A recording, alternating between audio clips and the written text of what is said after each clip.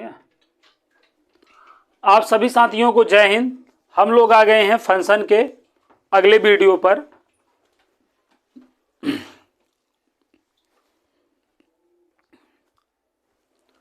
आप सभी लोगों को जय हिंद। हम लोग आ गए हैं फंक्शन के अगले वीडियो पर, जिसमें हम डोमेन माहौल नहीं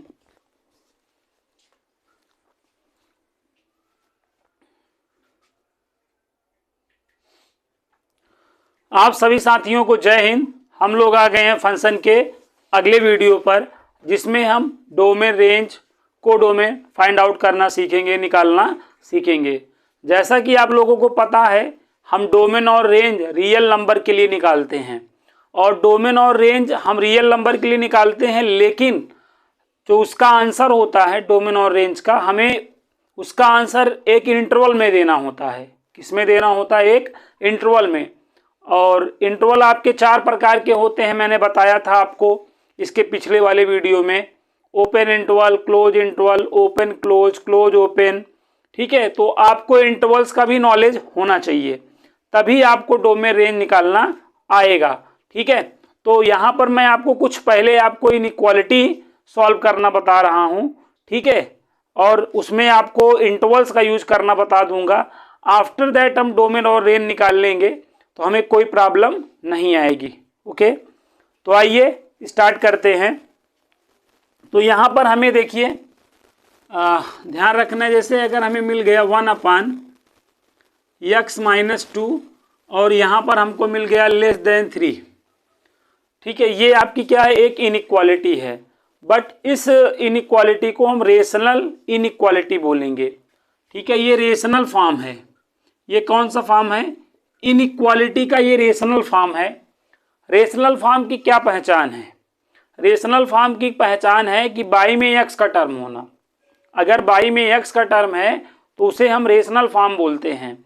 यहाँ पे देखो बाई में x का टर्म है, तो बाई में अगर x का टर्म है तो वो रेशनल फॉर्म इनइक्वालिटी हो जाती है।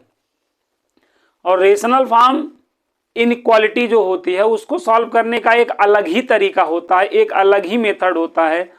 और वो मेथड क्या होता है आपको मालूम होना चाहिए। अगर रेशनल फॉर्म इनइक्वालिटी है तो फर्स्ट ऑफ ऑल हमें जो राइट हैंड साइड है उसको 0 बनाना पड़ेगा। फर्स्ट ऑफ ऑल हमें राइट हैंड साइड को क्या बनाना पड़ेगा? 0। ठीक है, तो राइट हैंड साइड को 0 बनाओ। राइट हैंड साइड को अगर 0 बनाना है तो राइट हैंड साइड जो भी टर्म है उसको लेफ्ट हैंड साइड कर दो। अब यहां पर देखो एलसीएम लेना पड़ेगा।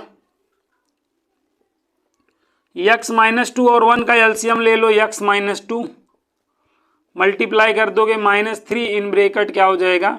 x-2 और यहाँ पे <0। ये क्या हो जाएगा? 1 - 3x और प्लस में 6 हो जाएगा, और अपान में कितना आएगा?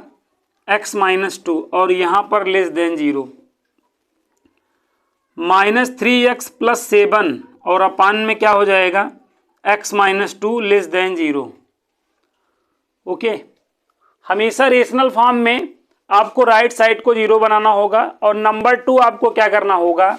जो ऊपर नीचे x के टर्म होंगे वो हमेशा आपके पॉजिटिव होने चाहिए। x के टर्म क्या होने चाहिए? पॉजिटिव होने चाहिए। तो यहाँ पर निगेटिव है, इस वजह से माइनस का मल्टीप्लाई कर दो। ऊपर माइनस का मल्टीप्लाई कर दो।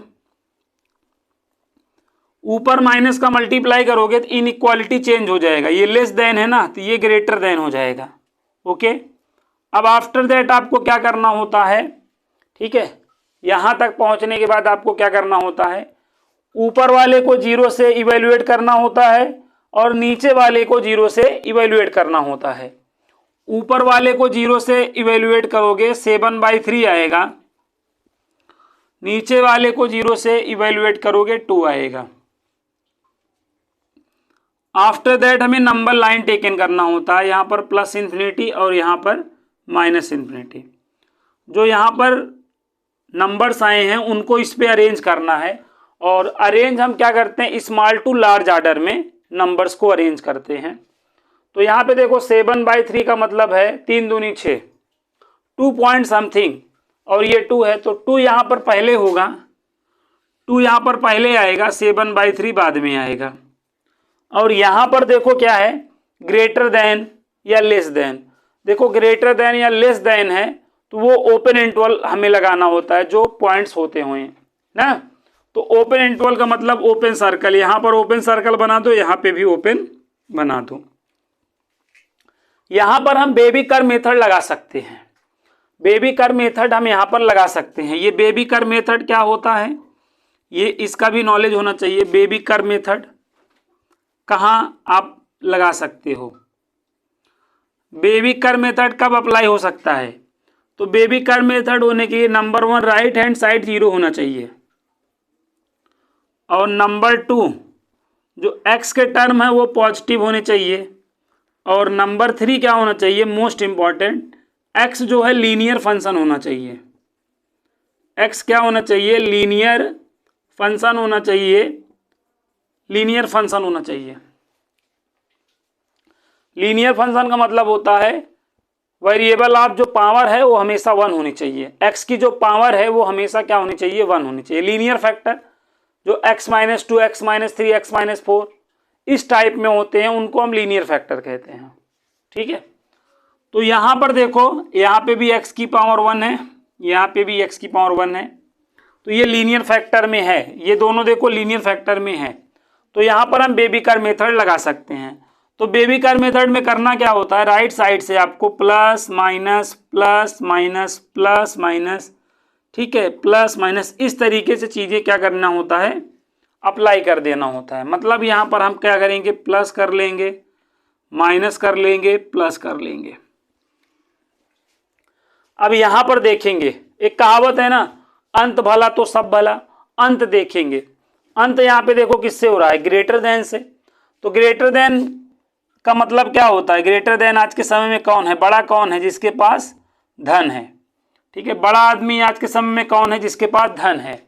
तो हमें यहाँ पर धन वाला सोल्यूशन, मतलब ये वाला और ये वाला हमारा सोल्यूशन बनेगा। मतलब हमारा जो सोल्यूशन बनेगा -∞ से 2 बनेगा, यहाँ ओपन और यहाँ ओपन, यहाँ पर यूनियन लगाएंगे और यहाँ पर क्या हो जाएगा 7/3 से यहाँ पे इनफाइनाइट।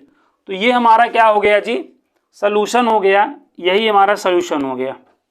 समझ गए, -∞ से +∞ पे तो हमेशा ओपन इंटरवल लगता है ना, सेट ऑफ रियल नंबर होता है, ये बात तो आप जान ही रहे हैं। तो ये आपको रेशनल इनइक्वालिटी समझ में आ गई होगी। अच्छा, इसी में एक बात और समझ लो, अगर यहीं पे मैं इक्वल टू लगा दूं, क्या लगा दूं, इक्वल टू लगा दूं, यहाँ पर अगर यहाँ पर मैं इक्वल टू लगा दूं जी, यहाँ पर मैं इक्वल टू लगा दूं, तो यहाँ पर क्या हो जाएगा, इक्वल टू लगाने से ये चीज क्या हो गई, ओपन से क्लोज हो गई। लेकिन यहाँ पर ध्यान दो, ये क्लोज भले हो गया है ना, ऊपर देखो, ऊपर से क्या मिला था, ऊपर से 7/3 मिला है। तो यहाँ पे इसी को केवल क्लोज करोगे बस। यहाँ पर एक बात आप लोग ध्यान देंगे, अगर यहाँ पे इक्वल टू रहा करेगा तो केवल जो ऊपर वाले से जो x की वैल्यू आई रहेगी वहीं पे डार्क करना है, बस वहीं पे डार्क करना है। नीचे वाला हमेशा ओपन होगा, क्योंकि डार्क करने का मतलब x की एक वैल्यू उसको भी कंसीडर कर लेना, और x की वैल्यू जब उसको भी आप कंसीडर कर लोगे तो नीचे 0 बन जाएगा, और नीचे 0 बनना मैथ के खिलाफ होता है। ठीक है, अगर आपको मैथ को सॉल्व करना है तो आप उसके खिलाफ नहीं जा सकते हो, इस बात को समझो। तो यहाँ पर देखो x की वैल्यू अगर मैं 2 ले लूँ तो 2 यहाँ देखो 0 बना डालेगा ना, तो किसी भी हालत में नीचे 0 नहीं बनना चाहिए। मैथ में हमें 2 जगह सावधानी बरतनी पड़ती है। अगर अपान में है तो जिस x की वैल्यू से नीचे 0 बन जाए वो x की वैल्यू हमें नहीं लेनी होती है, वो नहीं कंसीडर करनी होती है। या जिस x की वैल्यू से रूट के अंदर निगेटिव बन जाए वो वैल्यू भी हमें कंसीडर नहीं करनी होती है। ये सारी बातें आप लोगों को पता होनी चाहिए, अगर है तो बहुत अच्छी बात, नहीं है तो जरूर जान लें आप। तो यहाँ पे देखो, इसको 0 के बराबर अगर आप कर दे रहे हो 2 आएगा, लेकिन यहाँ पे 2 यहाँ पे जब रखोगे नीचे 0 बन जाएगा, जो कि संभव नहीं है। इसीलिए 2 पे मैंने क्या किया, 2 पे मैंने ओपन सर्कल लगा रखा है। तो इन केस हमारा जो आंसर होगा ना यही होगा, बस यहाँ पर क्या हो जाएगा, यहाँ जहाँ ओपन था क्लोज बन जाएगा। ठीक है, यही को अगर हम यहाँ पर चेंज कर दें, यहाँ पर ऐसे अगर हम कर दें तो देखो आंसर जो है, तब आंसर हमारा बदल जाएगा। यहाँ पर ध्यान देना, यहाँ तक तो मान लो ऐसे ही रहेगा यहाँ तक, लेकिन अब यहाँ पर क्या होगा, जब माइनस का गुणा करेंगे तो इसका साइन चेंज हो जाएगा, ये हो जाएगा, तब हमारा आंसर क्या होगा, यही माइनस वाला आंसर हो जाएगा। मतलब 2 से क्या हो जाएगा 7/3, तो यहाँ ओपन और यहाँ पर क्लोज, तो ये हमारा सोल्यूशन हो गया। तो ऐसे बहुत सारी इनइक्वालिटी बन सकती हैं, ठीक है, बट आपको ध्यान में रखना है कि रेशनल इनइक्वालिटी कहाँ बनेगी, जहाँ पे बाई में x का टर्म होगा। अगर बाई में x का टर्म है तो हमें इसी तरह ही सॉल्व करना है, राइट साइड को 0 बनाकर ही सॉल्व करना है। इस बात को आप लोग अगर ध्यान रखेंगे तो आपके लिए बहुत ही अच्छा होगा। यही सब बेसिक चीज है जो डोमेन और रेंज में हम ध्यान में नहीं रखते हैं, तो हमें डोमेन और रेंज निकालना किसी भी फंक्शन का थोड़ा सा कठिन लगता है। उसके पीछे यही सब चीज की कमी होती है। तो प्लीज इन कमियों को दूर करिए, जिससे आपको डोमेन रेंज निकालने में कोई समस्या ना आए, कोई प्रॉब्लम ना आए। ओके, तो यहां तक बात आप लोग समझ गए होंगे। वेबी कर्व मेथड क्या होता है वो भी आपने जान लिया, ठीक है। राइट साइड 0 होना चाहिए, एक्स के जितने भी टर्म्स हों पॉजिटिव होने चाहिए, उसके बाद एक्स लीनियर होना चाहिए, तब हम जो है प्लस माइनस करके चीज़ों को क्या कर सकते हैं, सॉल्व कर सकते हैं। तो यहाँ तक बात आप लोगों को स्पष्ट हो गई होगी, क्लियर हो गई होगी। आइए एक क्वेश्चन और मैं आपको समझाता हूँ। ये सब बेसिक बातें हैं, बगैर इनके आपको डोमेन रेंज निकालना नहीं आएगा, इसलिए ये सब चीज़ें सीखना बहुत ज़रूरी होती हैं, ठीक। अब हम आपको क्वाड्रेटिक बता रहे हैं, क्वाड्रेटिक इनइक्वालिटी। देखिए क्वाड्रेटिक इनइक्वालिटी क्या होता है। क्वाड्रेटिक का मतलब जान ही रहे हैं, पावर टू से जो इनइक्वालिटी बनेगी उसी को हम क्वाड्रेटिक इनइक्वालिटी बोलेंगे। तो क्वाड्रेटिक इनइक्वालिटी का मतलब लाइक इस तरीके का, ax² + bx + c greater than or equal to 0 या less than or equal to 0, जो इस टाइप की जो है क्या होती है, इनइक्वालिटी होती है, उसको हम क्वाड्रेटिक इनइक्वालिटी कहते हैं ना। जैसे आप ये देखो, x² - 5x + 6, यहाँ पे मैंने greater than or equal to 0 कर दिया। तो अब ये क्या हो गई, क्वाड्रेटिक इनइक्वालिटी हो गई। अब इस अगर क्वाड्रेटिक इनइक्वालिटी को सॉल्व करना है तो हमें सबसे पहले इसका क्या करना पड़ेगा, फैक्टराइजेशन। सबसे पहले हमें इसका क्या करना पड़ेगा, फैक्टराइजेशन। अगर फैक्टराइजेशन हो रहा है तो कर लोगे, नहीं हो रहा होगा तो आप जो है क्वाड्रेटिक फार्मूला जो आपने श्रीधराचार्य विधि पढ़ रखा है उसको लगा देंगे, ठीक है। तो यहाँ पर बहरहाल फैक्टराइजेशन हो जाएगा, तो इसका फैक्टराइजेशन आप कर ले, x² - 3x - 2x + 6 को आप 3 × 2 greater than or equal to 0 कर सकते हैं।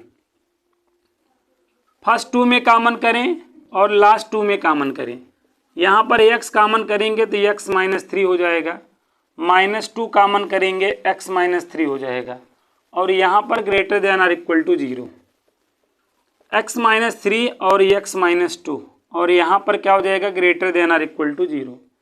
अब यहाँ पे आप टेकन नंबर लाइन कर लो, ये आपका देखो +∞ हो गया, ये आपका -∞ हो गया, यहाँ पे 2 रहेगा और यहाँ पर 3 रहेगा, ठीक है, यहाँ 2 और यहाँ पर 3। अब यहाँ पे देखो इक्वल टू लगा है, चूंकि ऊपर है तो यहाँ पर दोनों पर क्या लग जाएगा, डार्क लग जाएगा, दोनों पर ही डार्क लग जाएगा। अब यहाँ पे देखो हम बेबी कर्व मेथड को लगा पा रहे हैं, बेबी कर्व मेथड को यहाँ पर हम लगा पा रहे हैं, क्यों, क्योंकि देखो ये जो फैक्टर हैं दोनों लीनियर हैं, x पॉजिटिव भी है, राइट साइड 0 भी है, तो यहाँ पर हमें ऐसे करना है प्लस माइनस और क्या कर लेना है, प्लस कर लेना है। तो हमारा सोल्यूशन क्या होगा, यहाँ पर देखो सोल्यूशन देखो, ये अंत भला तो सब भला ना, अंत किससे हो रहा है, बड़े से हो रहा है। बड़ा आज के समय में कौन है, जिसके पास धन है, तो धन वाला देखो क्या है, -∞ से 2 है ना, और यहाँ पर क्या है 3 से इनफाइनाइट है। तो ये हमारा क्या हो गया जी, सॉल्यूशन हो गया, ये हमारा सॉल्यूशन हो गया। ओके, अब यहीं पे अगर मैं क्या करता, यहीं पे अगर मैं इसका जो है साइन थोड़ा चेंज कर दूं, ऐसे कर दूं, अब ऐसे कर दूं, तब मेरा आंसर क्या हो जाएगा बताओ। अब अंत किससे होने लगा, छोटे से। अब अंत किससे हो गया, छोटे से। और छोटा आदमी कौन है आज के समय में, जो ऋणी है। तो आपका आंसर तब क्या हो जाएगा, 2 से 3 हो जाएगा। समझ गए ना, 2 से 3 हो जाएगा। अब यहीं पे अगर मैं इक्वल टू को क्या करूं, हटा दूं, इक्वल टू को अगर मैं क्या करूं, हटा दूं, तब हमारा यही सोल्यूशन क्या हो जाएगा, 2 से 3, लेकिन यहाँ ओपन लग जाएगा, यहाँ पर ओपन सर्कल हो जाएगा, यहाँ पर क्या हो जाएगा, ओपन सर्कल हो जाएगा, और हमारा ये सोल्यूशन हो जाएगा। ठीक है, तो यहाँ पर देखो आपने कई टाइप की इनइक्वालिटी को एक ही क्वेश्चन से सीख लिया। तो ये सारी चीजें आप लोगों के माइंड में होनी चाहिए। अगर हैं तो आप जान लीजिए आपके लिए बहुत अच्छा है, नहीं है तो प्लीज इन चीजों को माइंड में बनाएं, क्योंकि जब तक ये सब चीजें माइंड में नहीं होंगी, डोमेन रेंज आपको आसान नहीं लग सकता है। डोमेन रेंज का पढ़ने का ये मतलब जो है बेसिक चीज है, बेसिक चीज आना बहुत जरूरी है। कोई भी चीज सीखने के लिए हमें बेसिक जो रिक्वायरमेंट होती है वो तो होनी ही चाहिए। नहीं है तो इसलिए बता रहा हूं, ले लीजिए, अगर है तो आप जान लीजिए बधाई के पात्र हैं। ठीक है, आपके लिए बहुत अच्छा होगा अगर आपको माइंड में है, नहीं है तो बना लीजिए, मौका भी है और दस्तूर भी है। ठीक, तो यहां तक बात आप लोगों को क्लियर हो गई होंगी। आइए और टाइप की इनइक्वालिटी को हम देख लेते हैं। हर टाइप की इनइक्वालिटी हमें सॉल्व करनी आनी चाहिए।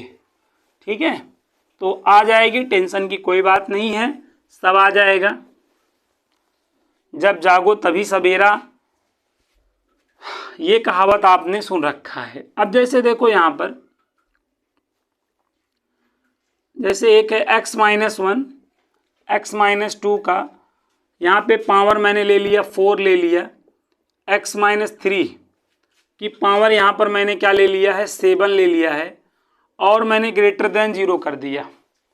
अब मान लो इस क्वेश्चन को आपको सॉल्व करना हुआ, इस इनइक्वालिटी को आपको सॉल्व करना हुआ, तो इस इनइक्वालिटी में हम बेबी कर्व मेथड को नहीं लगा सकते हैं।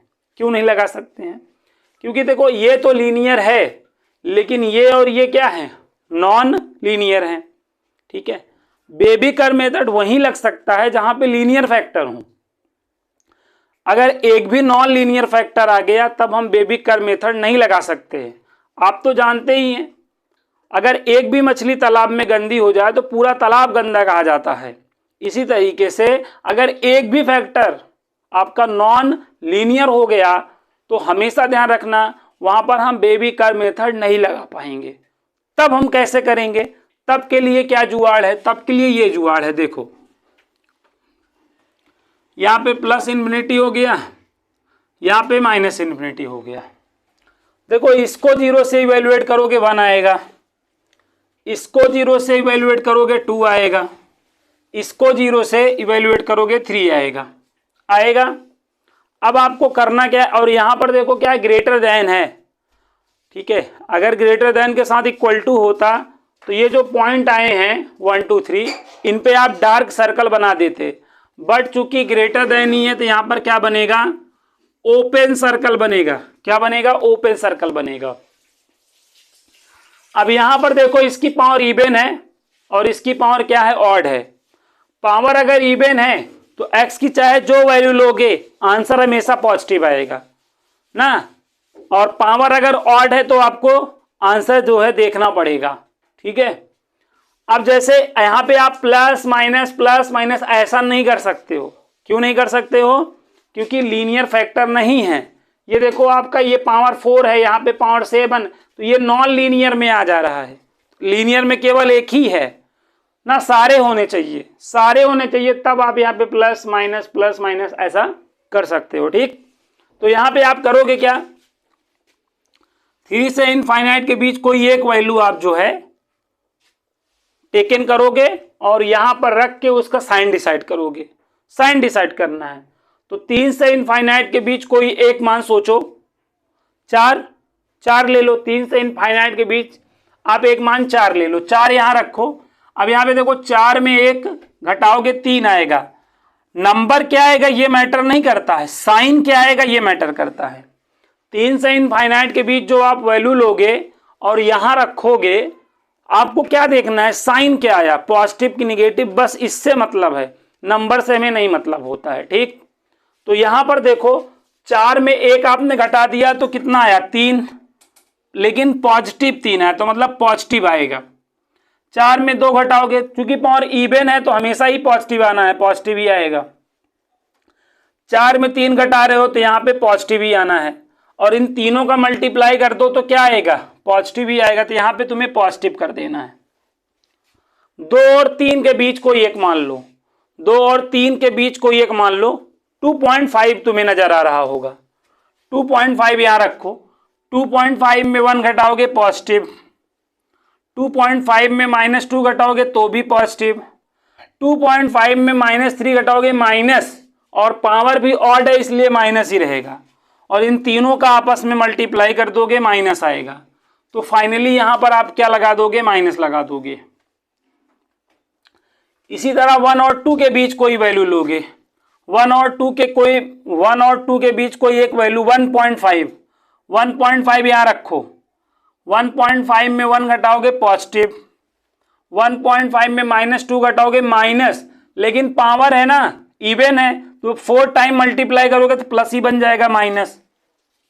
यहां पर करोगे तो क्या आएगा, माइनस आ जाएगा, और यहां पर देखो माइनस ही हो गया, तो यहां पे माइनस हो गया जी। देखो 1 और माइनस इनफाइनाइट के बीच कोई एक वैल्यू 0 ले लो, 0 यहां रखो, निगेटिव यहां रखो, पॉजिटिव यहां रखो, निगेटिव, तो कुल मिला के पॉजिटिव। तो यहां पर आंसर क्या आ गया, देखो पॉजिटिव आ गया। अब यहां देखो बड़ा आदमी है कि छोटा आदमी, बड़ा आदमी है। बड़ा आदमी कौन होता है, जान ही रहे हो, जिसके पास प्लस होता है अर्थात धन होता है। तो यहां पर हमारा आंसर क्या हो गया, -∞ से 1 हो गया, और यूनियन 3 से क्या हो गया, इनफाइनाइट हो गया। ये हमारा आंसर हो गया। अब यहीं पे अगर मैं क्या लगा दूं, इक्वल टू लगा दूं, तो ये सारे जो है डार्क हो जाएंगे, क्या हो जाएंगे, डार्क हो जाएंगे, ये सारे डार्क हो जाएंगे। तो यहाँ पे 1 पे हमें लार्ज ब्रैकेट अप्लाई कर देना पड़ेगा, और 3 पे भी हमें लार्ज ब्रैकेट लगा देना पड़ेगा। तो इस तरीके से हमारा आंसर कन्वर्ट हो जाएगा इस तरह। तो यहाँ तक बात आप लोगों को समझ में आ चुकी होगी। और अगर यही लेस देन होता तो हमें माइनस वाला सोल्यूशन लेना होता। भाई लेस देन मतलब छोटा आदमी, छोटा आदमी कौन है आज के समय में, जान ही रहो, गरीब आदमी, जो ऋणी आदमी है, जो लाचार आदमी, तब हमें माइनस वाला सोल्यूशन लेना होता। ठीक है, तो यहाँ तक बात आप लोगों को आई होप चीज़ें क्लियर हो गई होंगी 101% ना, हो भी जाना चाहिए। तो ये सब चीज़ें आप लोगों को भाई आना चाहिए, नहीं आता है तो सीख लो, और आता है तो बहुत अच्छी बात है, बहुत अच्छी बात है आप सभी लोगों के लिए। ठीक है, एक क्वेश्चन और मैं बताता हूं आप लोगों को, टेंशन ना लो, सब आ जाएगा, सब आने लगेगा। इसकी हमें बहुत ज़्यादा आवश्यकता पड़ेगी। अगर ये चीज़ नहीं आ रही है तो डोमेन रेंज में हमें बहुत ज़्यादा दिक्कत होने वाली है, बहुत ज़्यादा समस्या होने वाली है।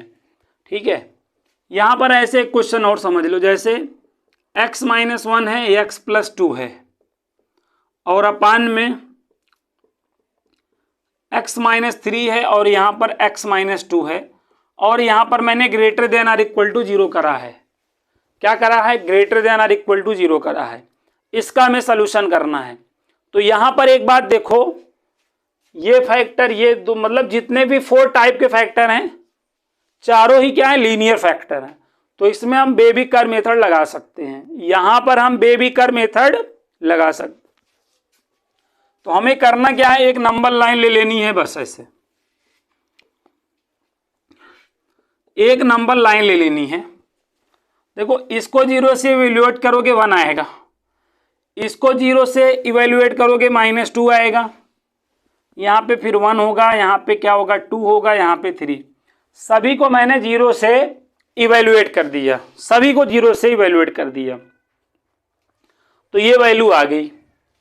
अब यहाँ पे देखो, यहाँ पे इक्वल टू लगा है, इक्वल टू लगा होने का मतलब क्लोज इंटरवल, लेकिन यहाँ पे सारे क्लोज इंटरवल नहीं होंगे, यहाँ पे सारे क्लोज इंटरवल नहीं होंगे। कौन वाले? ऊपर वाले ही होंगे। ऊपर वाले तो हमेशा होते हैं। ऊपर वाले अगर यहाँ पे इक्वल टू लगा है तो हमेशा क्लोज में आएगा। लेकिन ऊपर वाले से मिला क्या है? ऊपर वाले से -2 मिला है और +1 मिला है। तो -2 और +1, -2 और +1 पे तो डार्क सर्कल लगा लो। लेकिन यहाँ पे देखो नीचे वाले से क्या मिला है? 2 और 3। ये तो ओपन ही रहेगा, ये तो ओपन ही रहेगा ना, क्योंकि डार्क लगाने का मतलब आप x की वैल्यू 2 भी ले रहे हो, x की वैल्यू 3 भी ले रहे हो, और जब 3 लोगे तो नीचे 0 बन जाएगा, और नीचे 0 बनना मैथ के खिलाफ हो गया। तो हम मैथ के खिलाफ नहीं जा सकते ना, मैथ के खिलाफ नहीं जा सकते हैं। तो अब यहां पर देखो हमें क्या करना है? प्लस माइनस प्लस माइनस और प्लस, इस तरह जो है हमें plus minus plus minus plus minus इस तरह लगा देना है। ठीक है, अब यहां पर ध्यान दो, अब यहां पर ध्यान दो, देखो यहां पर क्या है? बड़ा है। बड़ा आज के समय में कौन है? जिसके पास धन है। तो यहां पे देखो -∞ से क्या हो जाएगा? -2। यहां पे क्लोज लगा दो। यूनियन यहां पे क्या हो जाएगा? 1 से 2 हो जाएगा। कामा नहीं होगा, अच्छा कामा होगा, सॉरी। और यहां पर यूनियन क्या हो जाएगा? यहाँ पे 3 से इनफाइनाइट हो जाएगा। तो फाइनली ये मेरा क्या हो गया भाई? आंसर हो गया। ये हमारा क्या हो गया? आंसर हो गया। तो आई होप ये चीज़ भी आप लोग समझ पाए होंगे, ये चीज़ समझ पाए होंगे। बट यहीं पे अगर आप एक काम ये कर लें, क्या कर लें? यहाँ पे पावर यही लिख दें 2024 ना, और यहाँ पर पावर लिख दें 2021, ठीक है, और यहां पे लिख दें 2022। अब देखो, अब ये नॉन लीनियर हो गया। अब ये क्या हो गया? Non linear. प्रोसेस यही रहेगा, लेकिन ये जो आपने प्लस माइनस बिना कुछ सोचे आपने लगा लिया, अब आपको ऐसे नहीं करना पड़ेगा। करना ऐसे ही है। देखो यहां पे देखो, ध्यान देना, यहां पर -2 है, 1 है, 2 है और 3 है। यहां पर तो देखो डार्क ही रहेगा क्योंकि ऊपर है, ये ऊपर से मिला है। नीचे वाला हमेशा ओपन होगा। अगर अपान है तो नीचे वाला हमेशा ओपन होगा, चाहे इक्वल टू हो चाहे ना हो। ठीक, अब यहां पर हम प्लस माइनस नहीं कर पा रहे हैं क्योंकि यहां पर देखो 22 है, यहां पे 24 है, यहां पे 21 है। तो हमें 3 से इनफाइनाइट के बीच कोई एक वैल्यू लेनी पड़ेगी। तो 3 से इनफाइनाइट के बीच कोई एक मान बताओ। 4 में 1 घटाओ 3, पॉजिटिव आएगा। पॉजिटिव यहां रखो, पॉजिटिव ऐसे देखो, यहां पर यहां रखो 4 में 3 देखो पॉजिटिव, यहां रखो पॉजिटिव। तो इस सभी का मल्टीप्लाई करोगे तो पॉजिटिव आएगा, तो यहां पे पॉजिटिव हो जाएगा।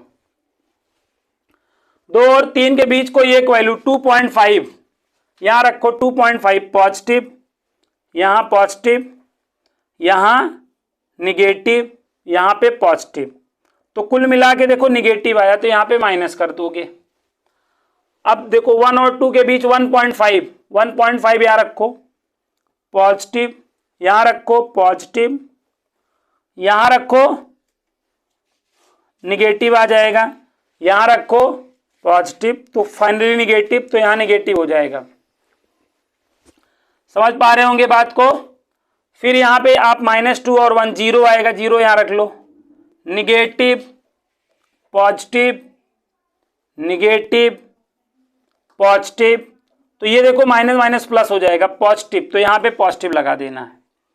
-2 और माइनस इनफाइनाइट के बीच -3 यहां रख लो, निगेटिव पॉजिटिव, यहां रख लो निगेटिव, यहां पे पॉजिटिव, तो ये माइनस माइनस प्लस ही हो जाएगा जी, तो प्लस यहां पे आ जाएगा। समझ गए। अब यहां पे देखो बड़ा आदमी है तो प्लस वाला सोल्यूशन होगा, तो हमारा सोल्यूशन इसमें क्या हो जाएगा? -∞ से -2 हो जाएगा, और ये -2 से 1, चाहे तो हम यहाँ -∞ से 1 तक डायरेक्ट लिख सकते थे। इस चीज को हम अगर चाहें तो ये इस पूरे को यहाँ पे -∞ से 1 लिख दें, ठीक है, क्योंकि ये कंटिन्यू है ना। और यहाँ पे यूनियन फिर क्या कर दें? 3 से इनफाइनाइट कर दें। ये हमारा आंसर हो गया जी। यहाँ पे देखो इस इतने को हम ये लिख सकते हैं, फिर आपका ये वाला भी आपका क्या हो गया, आंसर हो गया। तो ये आपको डोमेन और रेंज पढ़ने के लिए कुछ बेसिक चीजें हैं। अगर ये आपको इनइक्वालिटी में नहीं आती हैं तो डोमेन रेंज में आपको बहुत ज़्यादा समस्याओं का सामना करना पड़ेगा। तो उम्मीद करता हूँ ये सब चीज़ें आपको समझ में आ गई होंगी। ठीक है, हम अब जो है डोमेन और रेंज को समझ सकते हैं। ठीक है, अब हम इसके लिए एकदम तैयार हो गए हैं। अगले वीडियो से आपको मैं डोमेन और रेंज के क्वेश्चनों को सिखाऊंगा। तो आप सभी लोग को उम्मीद करता हूं यहां तक की बात समझ में आई होगी। फिर मिलूंगा नेक्स्ट वीडियो में, तब तक के लिए आप सभी को जय हिंद, जय भारत।